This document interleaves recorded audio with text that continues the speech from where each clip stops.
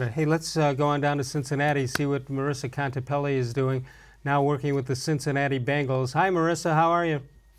Hi, Les. I'm doing great. Thank you Good, for having me on. It's great to good to talk to you see you. again. Bud Shaw is with Hi, us. Marissa. Hi, Bud.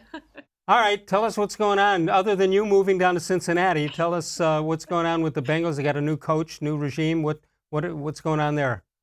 Gosh, it's certainly been new everything lately with the Cincinnati Bengals organization. New players coming in, new coaching staff, new scheme, new system. Lot of excitement happening, and this team has that feeling that it's going to be a lot better than the national media is kind of giving it, at least at this moment in time. So we just finished up mini camp last week. I'm excited for training camp to get going to really see the guys in form, get those pads on, and really see what this coaching staff has to work So with. the Bengals are not just saying, let's forget about playing the season, let's give the AFC North championship trophy to the Cleveland Browns. They're not of that mindset, are they?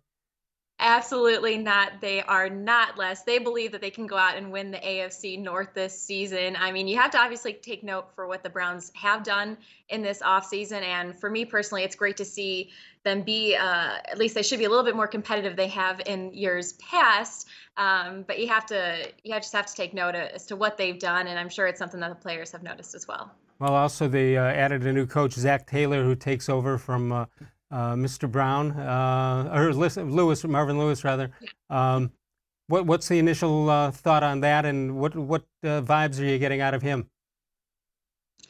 From everyone I've talked to, whether it's players, fellow coaches, even media members covering the team, there's a lot of great vibes going around Zac Taylor and just the type of offense that he is going to bring. He's going to be calling the plays this season. So while Brian Callahan is the offensive coordinator, Zac Taylor is really going to be the one in charge of this offense. He's already made it known they're going to play fast, they're going to play up tempo, and you're going to see a lot of things that they haven't done in years past. I'm really intrigued to see what they're going to do with John Ross and how they utilize him. He missed his rookie season due to injury last year in his sophomore campaign. Had some flashes at times. I believe it was 7 touchdowns, all of them coming in red zone situations.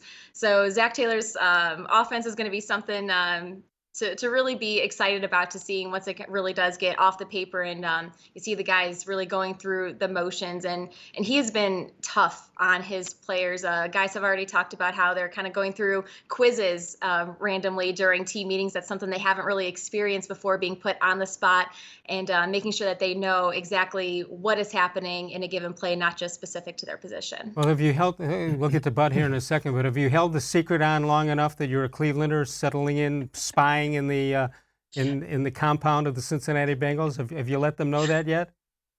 I made that loud and clear the moment they hired me, Les. It was not a very well kept secret at all. I got a lot of jokes during my first few months, like, "Oh, are you really a spy?" But I assured them I am not. I'm fully committed to working for the Bengals organization, and I'm just glad they took a chance on a Clevelander. All right, Bud, you had something? Yeah, Marissa, where does this organization think Andy Dalton is right now at this stage of his career, and what is his contract status there? No, that's a great question. So Dalton has 2 years left on his contract, and Zac Taylor made it known that one of the reasons he wanted to take this job in Cincinnati was to get a chance to work with Andy Dalton. He was very familiar with his time. He was also in Texas when Dalton was playing at TCU, so he was familiar with him back in the college game. He's spoken highly of him, especially for what Dalton did in his 2015 season before getting hurt and missing the remainder of that year. So Zac Taylor is a quarterback guy. It's going to be interesting to see just how he works with Andy. And, a lot of people are saying that Dalton could be poised in the right system to have his best season since 2015. And that's absolutely something the Bengals need. All right, Marissa, you said earlier that the Bengals think they're every bit as part of the AFC North as anybody else. What are they really thinking about the Browns and what the Browns have done? And are they concerned about it? I mean, they used to look at the schedule and just say, well, there's 2 wins there. I don't think they're saying that anymore. No, but I don't think you can pencil those in as 2 Ws, as we even saw last season when the Browns were making some changes. But, the Bengals have so much going on change-wise themselves that they've really just been keeping a straight laser focus on the Bengals and what they need to do and what they need to improve on as we head into July and the start of training camp and preseason. But I will say, if I'm some of those cornerbacks on the Bengals team, I mean, you have to notice the looming large addition on that Browns wide receiver core now. So it's going to be a little different having a big target like Odell Beckham Yeah. Jr. kind of going to be flashing there with Baker Mayfield. But like I said, it's something you want to see. You want to have competitive, good football on Sundays, and something that's certainly welcome to the division. Marisa, one more for me. How do you think they did in the draft, and did they address their biggest needs?